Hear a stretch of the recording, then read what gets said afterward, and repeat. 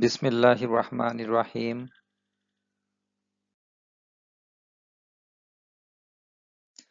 সুপ্রিয় শিক্ষার্থীরা, আসসালামু আলাইকুম। খান নলেজ পয়েন্টের পক্ষ থেকে তোমাদেরকে জানাই আন্তরিক অভিনন্দন। তোমরা বিষয়টা জানো যে খান নলেজ পয়েন্ট তোমাদের একাদশ শ্রেণী থেকে অনার্স মাস্টার্স পর্যন্ত ডিগ্রি প্রত্যেকটা বিষয়ে সমাজ বিজ্ঞানের বিভিন্ন কোর্সের বিভিন্ন প্রশ্নের সমাধান দিয়ে থাকে। তবে আজকের ক্লাসে আমরা বরাবরের মতো সামাজিক পরিসংখ্যান নিয়ে আলোচনা করব।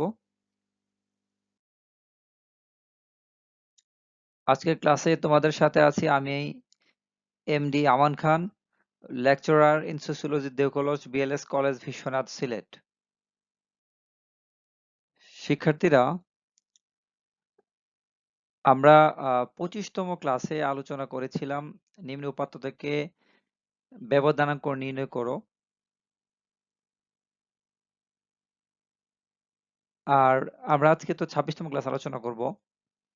তো তোমাদেরকে আমি শুরুতেই বলছিলাম যে প্রশ্নে ব্যবধান থাকলে তো ব্যবধান আর ব্যবধানাঙ্ক থাকলে আমাকে ব্যবধান ও গড় ব্যবধান বের করতে হবে, তারপর ব্যবধানাঙ্ক বের করতে হবে।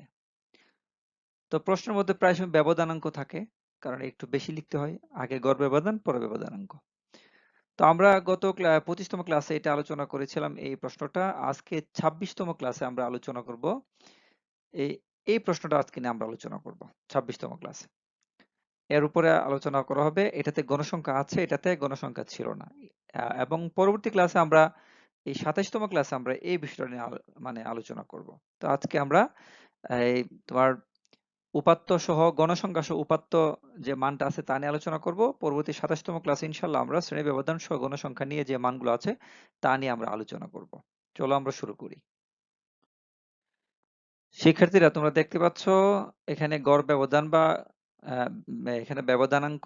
যেহেতু প্রশ্নটা ছিল ব্যবধানাঙ্ক, আমি তো আগে বলছি যে ব্যবধানাঙ্ক বললে গড় ব্যবধান বের করতে হবে, তারপরে ব্যবধানাঙ্ক বের করতে হবে। আর যদি গড় ব্যবধান বলে তাহলে তো শুধু গড় ব্যবধানই। আর ব্যবধানাঙ্ক বললে গড় ব্যবধান বের করতে হবে, তারপরে ব্যবধানাঙ্ক বের করতে হবে। আচ্ছা, তো তোমরা যারা এখন আমার ক্লাসটি সাবস্ক্রাইব করো নাই, আশা করবো তোমরা সাবস্ক্রাইব করে খান লস পয়েন্টের সাথেই থাকবে পরবর্তী ক্লাসগুলো পাওয়ার জন্য। তো গড় থেকে গড় ব্যবধান নির্ণয় সূত্র। আমরা আগে তো ব্যবধানাঙ্ক নির্ণয় করতে গেলে আমাকে আগে গড় ব্যবধানটা বের করতে হবে। আচ্ছা, কিভাবে? আবার গড় ব্যবধান বের করতে গেলে আমরাও জানি আগে গড় বের করতে হয়, তারপরে গড় ব্যবধান। এগুলা বিগত ক্লাসগুলো দেখলে তোমরা বুঝতে পারবে। তারপরে আমরা গত ক্লাসে 25তম ক্লাসে এই সূত্রটা ব্যবহার করছিলাম। এখানে কোনো গণসংখ্যা ছাড়া ছিল মানটা।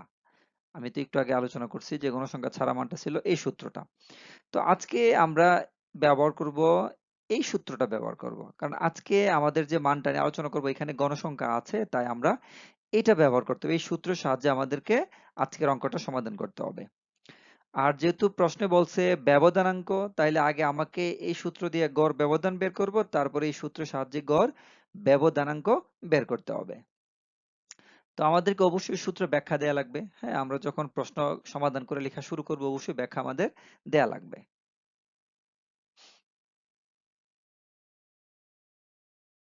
তো শিক্ষার্থীরা, আমাদের আজকের বিষয় ছিল কি যে নিম্ন উপাত্ত থেকে ব্যবধানাঙ্ক নির্ণয় করা। তাহলে এরকম একটা পরীক্ষাতে এরকম একটা মান দেওয়া থাকবে। এই মান থেকে আমাদেরকে কি করতে হবে? সমাধান করতে হবে। এখানে কি কি আছে? গণসংখ্যা আছে এবং উপাত্ত আছে। তো এখন আমরা লিখব কি? সমাধান নির্ণয় গড় থেকে গড় ব্যবধান নির্ণয় করি। কারণ আমাদের তো আগে গড় থেকে গড় ব্যবধান করতে হবে। কারণ এটা তো ব্যবধানাঙ্ক। ব্যবধানাঙ্ক নির্ণয় করতে গেলে কি জানি আমাদের কি লাগে? গড় ব্যবধান লাগে। তো গড় ব্যবধান তৈরি করতে গেলে আগে গড় লাগে। তাহলে এই কারণে আমরা বলছি গড় থেকে গড় ব্যবধান নির্ণয় সারণী। এই যে একটা সারণী, এই যে এই সারণীটা। তারপরে এখানে সারণীটা নিয়ে আসছি। আমি সারণীতে এখানে x এর মানগুলো এখানে নিয়ে আসছি। তারপরে f এর গণসংখ্যার মানগুলো এই জায়গায় নিয়ে আসছি। আচ্ছা। এখন আমাকে কি করতে হবে? গড় তৈরি করতে হবে। কারণ আগে তো গড় করব, তারপরে না গড় ব্যবধান। তাহলে গড় তৈরি করতে গেলে আমাকে কি জানতে হবে? আগে আমাকে গড় নির্ণয়ের সূত্রটা জানতে হবে। তাহলে আমরা এখানে এই যে গড় নির্ণয়ের সূত্র।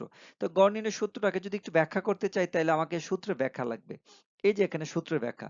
তাহলে x বার মানে কি? গাণিতিক গড়, x তো প্রতির উপাত্ত, f তো গণসংখ্যা আমরা জানি, আর এটা হচ্ছে সামেশন বা সমষ্টি চিহ্ন, আর n তো মোট উপাত্ত, এগুলো আমরা জানি, বিগত ক্লাস আমরা এগুলো পড়ছি।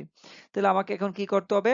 আগে গড় বের করতে হবে। গড় বের করলে এখানে কি করতে হবে? f এবং x তৈরি করতে হবে। তাহলে f এর মান এখানে, x এর মান এখানে আছে। তাহলে আমি fx কিভাবে বের করব? f এবং x কে যদি গুণ দেই তাহলে তো fx হয়। কারণ fx তো গুণ আকারে আছে। তাহলে দেখো 4 এবং 12 কে গুণ দিলে 4 বার 48, 6 আর 14 কে গুণ দিলে 84 এবং 8 এবং 16 কে গুণ দিলে 128, 10 এবং 18 কে গুণ দিলে 180। এরকম ভাবে প্রত্যেকটা মান এই মানের সাথে এই মানগুলা আমরা গুণ দিব। তাহলে দেখো এখানে যদি আমরা 2 আর 25 টা গুণ দিই কত 50 বের হয়। তাহলে এগুলো হচ্ছে fx এর মান। এখন আমাকে সূত্র কি বলছে? সামেশন fx মানে কি?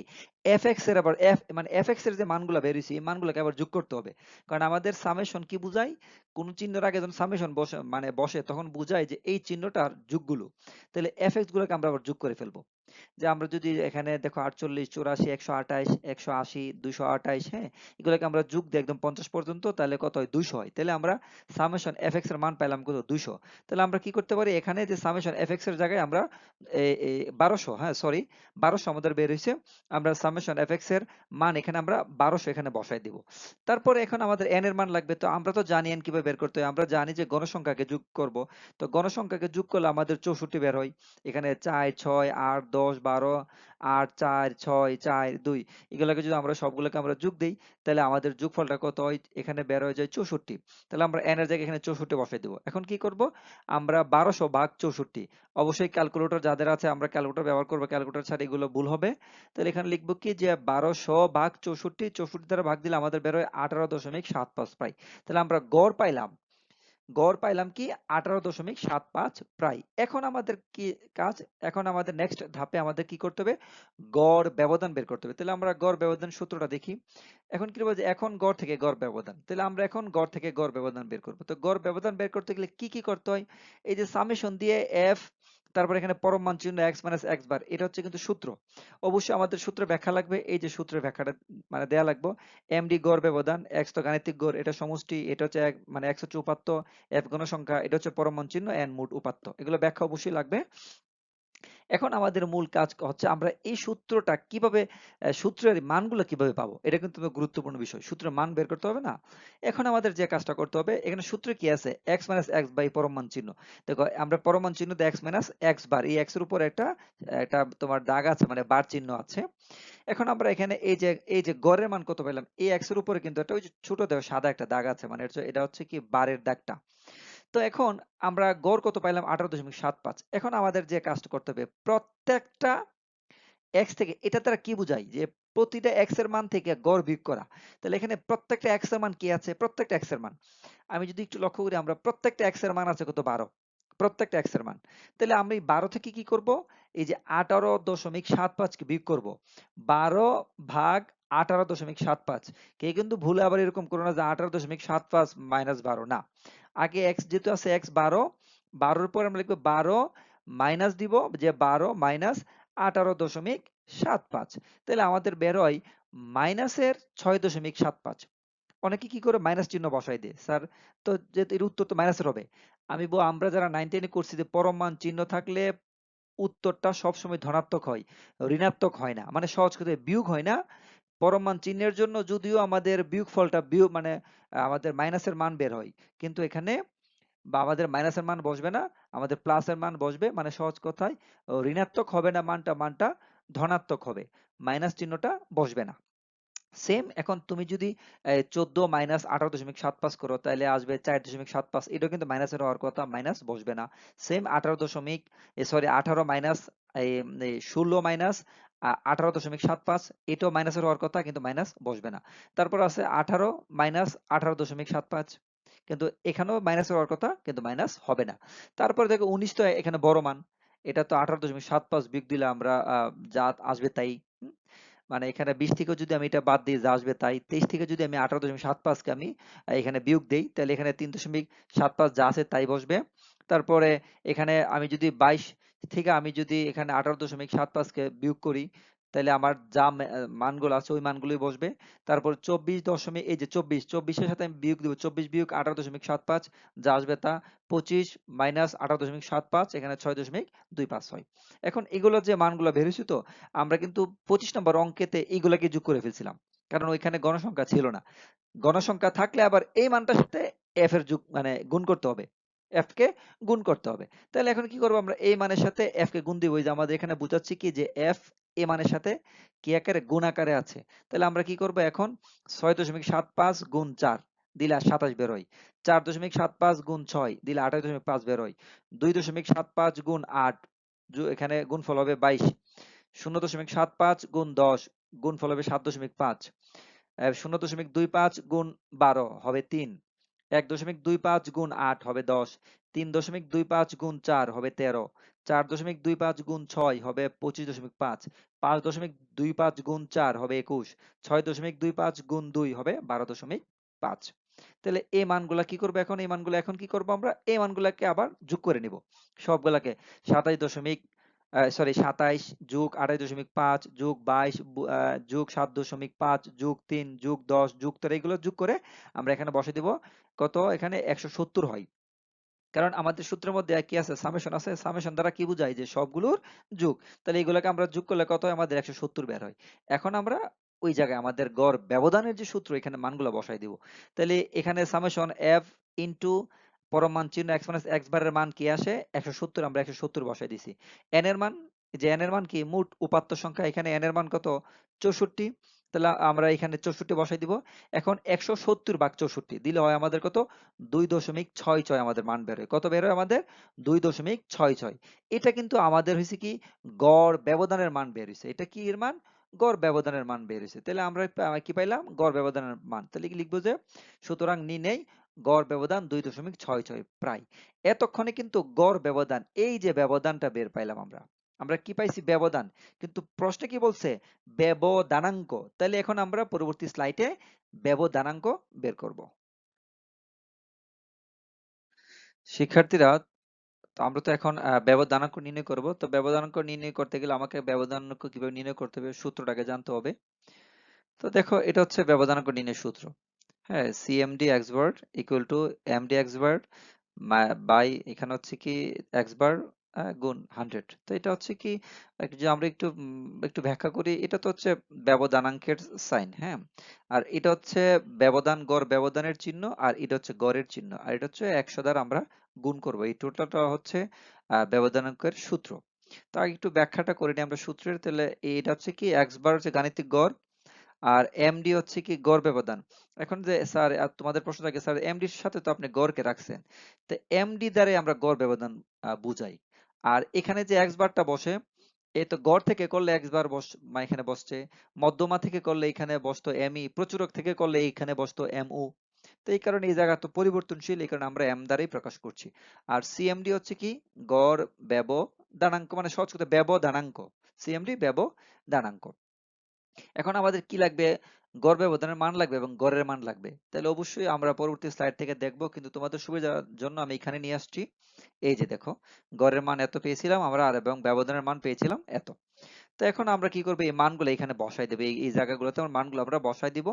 এই যে দেখো, আমি বসাই দিলাম এখানে। এই যে এমডি এক্স বার মানে গড় ব্যবধানের মান কত? 2.66 ছিল, এই যে 2.66, এবং গড়ের মান ছিল কত? 18.75, 8.75। এখন আমি কি করব পরবর্তী ধাপে? 2.66 সাথে গুণ দিব 100 কে। কারণ আমরা তো জানি যে এটার নিচে যদি কোনো সংখ্যা না থাকে এটা উপরে ধরা হয়, এবং যদি উপর নিচে কাটাকাটি না যায়, আড়াআড়ি গুণ না যায়, তাহলে আমরা লবে লবে গুণ, হরে হরে গুণ দিই। তো এত কিছু না বুঝলে সহজ কথায় আমরা উপরে লবের মানের সাথে 100 কে গুণ দিয়ে নিব। তো 2.66 সাথে আমি যদি 100 কে গুণ দিই, তাহলে আমাদের 200 মানে 66 বের হয়। তো 266 কে আমরা ভাগ দিব 18.75 দ্বারা। তাহলে 266 ভাগ 18.75। আমি যদি ক্যালকুলেটর, তো অবশ্যই ক্যালকুলেটর আমরা ব্যবহার করব এই জায়গায়। তাহলে আমরা 266 কে যদি আমরা ভাগ দেই 14 দশমিক সরি 18 দশমিক দা যদি আমরা ভাগ দেই, যে 18.75, তাহলে আমাদের বের হয় কত দেখো? যে 14.186 বের হয়। এখানে আমরা এক বেশি নিছি, তাহলে এখানে মানটা বের হবে 14.19। অবশ্যই যারা এই যে এখানে যে শতকরা চিহ্নটা, এখানে পার্সেন্টেজ যে চিহ্নটা আছে, যদি এই চিহ্নটা আমরা মিস্টেক করি, তাহলে যদি কোনো এক্সামিনার আমার খাতাটা কেটে দেয়, কিচ্ছু করার নেই। এই ক্ষেত্রে আমাকে অবশ্যই অবশ্যই এই চিহ্নটা ব্যবহার, শতকরা চিহ্নটা ব্যবহার করতে হবে, যে নির্ণয় ব্যবধানাঙ্ক 14.19% প্রায়। এটা হচ্ছে আমাদের ব্যবধানাঙ্ক। তো আজকের মতো এখানে আমরা শেষ করছি। আমরা ইনশাল্লাহ তোমাদের 27তম ক্লাসে কিভাবে শ্রেণী ব্যবধান উল্লিখিত যে মানগুলো থাকে, আজকে তো এ মান দ্বারা আলোচনা করছি, ওইখানে শ্রেণী ব্যবধান উল্লিখিত মানগুলোকে আমরা কিভাবে করব, ব্যবধানাঙ্ক বের করব, গড় বের করব, এটা আমরা দেখাবো। তো যদি পরীক্ষার হলে কোনো সময় আমাদের শুধু চাই গড় ব্যবধান, তাহলে কিন্তু এটা দরকারই নাই। হ্যাঁ, এই সূত্রটা দরকারই নাই। আমাদের আগের স্লাইডে আমাদের অঙ্ক শেষ। যেহেতু চাইছে ব্যবধানাঙ্ক, তাহলে আমাকে এখানেও নিয়ে আসতে হবে। তো শিক্ষার্থীরা, এবার তো শেষ করার পালা। তো যারা এখনো সাবস্ক্রাইব করো নাই, অবশ্যই আশা করবো তোমরা সাবস্ক্রাইব করে খান নলেজ পয়েন্টের সাথে থাকবে পরবর্তী ক্লাসগুলো পাওয়ার জন্য। তো আমরা পরবর্তী ক্লাসে, আজকে তো আমরা 26তম ক্লাস আলোচনা করেছি, ইনশাআল্লাহ 27তম ক্লাসে আমরা আহ, আহ, মানে ব্যবধানকে আলোচনা করব, কারণ ব্যবধানাঙ্ক আলোচনা করলেই তো গড় ব্যবধান, গড় আলোচনা হয়, গড় ব্যবধান আলোচনা হয়, আবার ব্যবধানাঙ্ক আলোচনা হয়। তো আমরা আগামী ক্লাসটাতেও ব্যবধানকে আলোচনা করব, কিসের? শ্রেণী ব্যবধান উল্লেখিত মানগুলোর। এতক্ষণ আজকে আলোচনা করছি কিন্তু শ্রেণী ব্যবধান নাই, জাস্ট এক্স এর মান আছে, নির্দিষ্ট একটা মান আছে এবং গণসংখ্যা আছে। আর আগামী ক্লাসে ইনশাআল্লাহ আলোচনা করব শ্রেণী ব্যবধান থাকবে, শ্রেণী ব্যবধান উল্লেখিত মানগুলোর কিভাবে আমরা গড় ব্যবধান এবং ব্যবধানাঙ্ক বের করব, এই নিয়ে আলোচনা করব। তো আশা করি সবাই ভালো থাকবে, সুস্থ থাকবে। আজকের মতো বিদায় নিচ্ছি। আল্লাহ হাফেজ।